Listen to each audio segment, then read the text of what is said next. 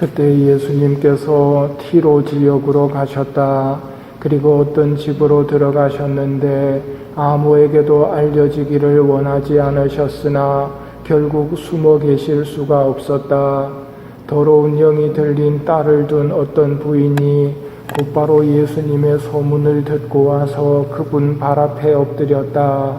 그 부인은 이교도로서 시리아 페니키아 출신이었는데 자기 딸에게서 마귀를 쫓아내 주십사고 그분께 청하였다.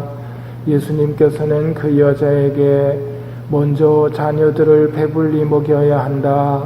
자녀들의 빵을 집어 강아지들에게 던져주는 것은 옳지 않다 하고 말씀하셨다. 그러자 그 여자가 주님, 그러나 상 아래에 있는 강아지들도 자식들이 떨어뜨린 부스러기는 먹습니다 하고 응답하였다. 이에 예수님께서 그 여자에게 말씀하셨다. 내가 그렇게 말하니 가보아라. 마귀가 이미 내 딸에게서 나갔다. 그 여자가 집에 가서 보니 아이는 침상에 누워있고 마귀는 나가고 없었다.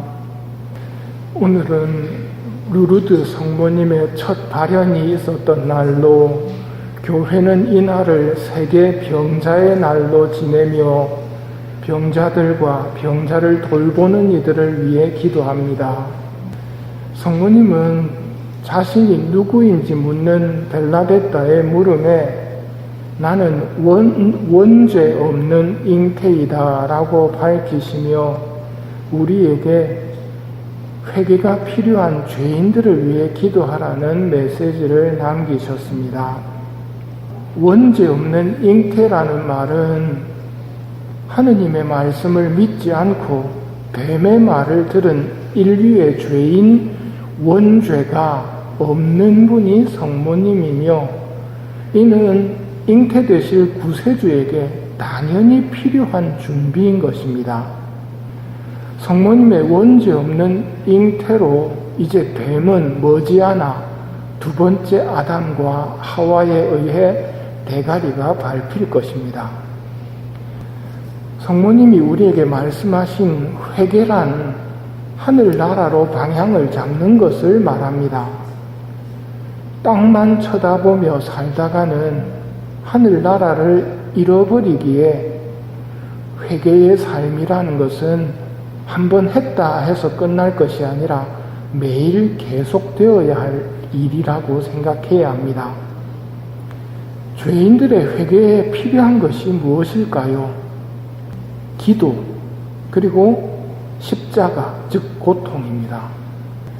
루르드의 목격자인 벨라데타 성녀의 삶은 루르드의 기적들보다 더 힘있는 증거라고 루르드 본당 신부님은 회고를 합니다.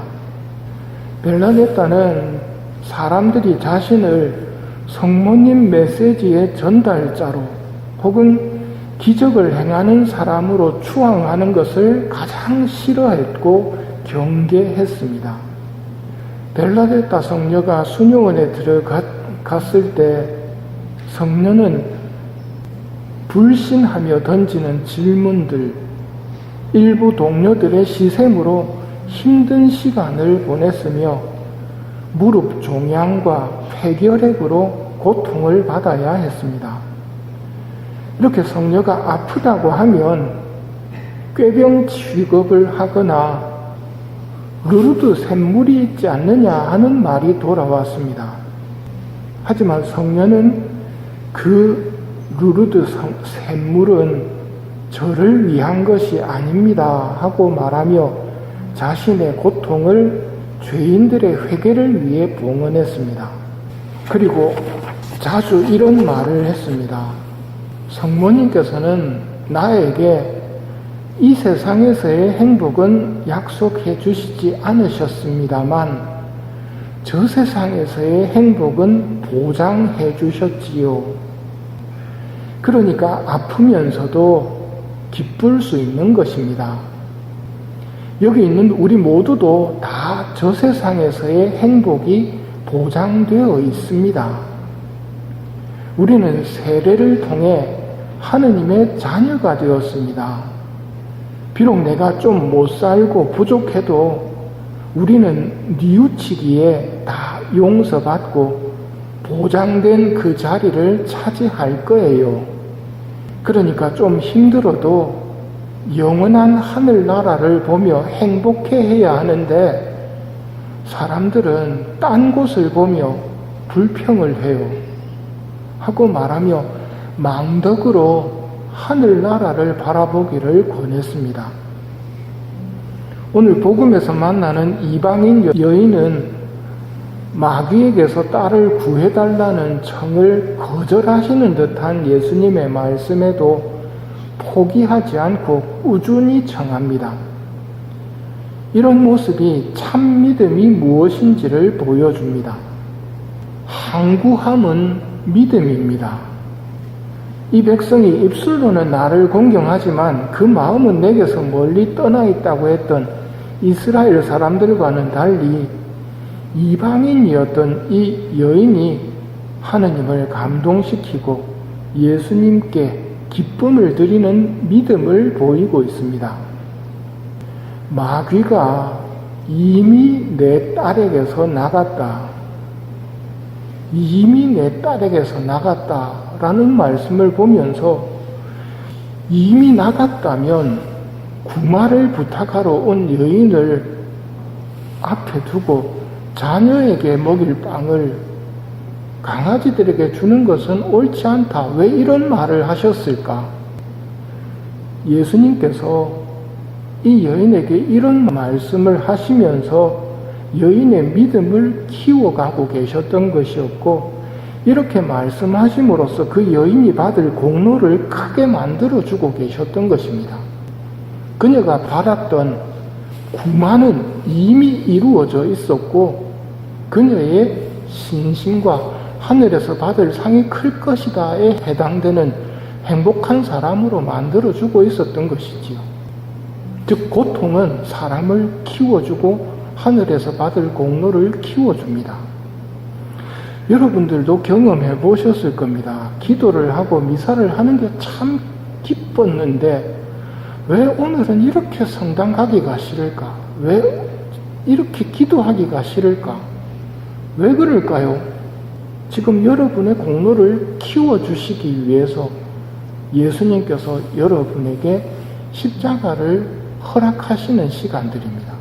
그때가 내가 받을 상을 키우고 하느님을 기쁘게 만들어 드릴 수 있는 기회의 시간이라는 것을 믿고 우리의 믿음을 활용해야 합니다. 프란체스코 교황님이 이렇게 말씀하셨습니다. 기적은 존재합니다. 그러나 기도가 필요합니다. 기도할 때는 부끄러움도 떨쳐버려야 합니다. 지치지 마십시오. 기도는 노력입니다. 이 말씀을 들으면 이방인 여인의 모습이 떠오릅니다. 고통 속에서도 하늘나라를 바라보며 성모님이 약속하셨던 저 세상의 행복으로 기뻐했던 벨라데타 성녀가 떠오릅니다. 루르드 성모님의 발현일인 오늘 병자들이 성모님의 전구로 하느님의 선하심을 체험하게 되기를 기도합시다. 또 내 삶 속의 불편함이나 고통을 죄인들의 회개를 위해 달게 받으며 봉헌을 합시다. 우리가 보장받은 것은 영원한 세상에서의 행복임을 기억하며 하늘나라를 바라보며 살아갑시다. 이런 마음을 가질 때 하느님은 이미 우리를 위한 영원한 행복을 마련해 놓고 기뻐하실 것입니다. 가보아라, 마귀가 이미 내 딸에게서 나갔다.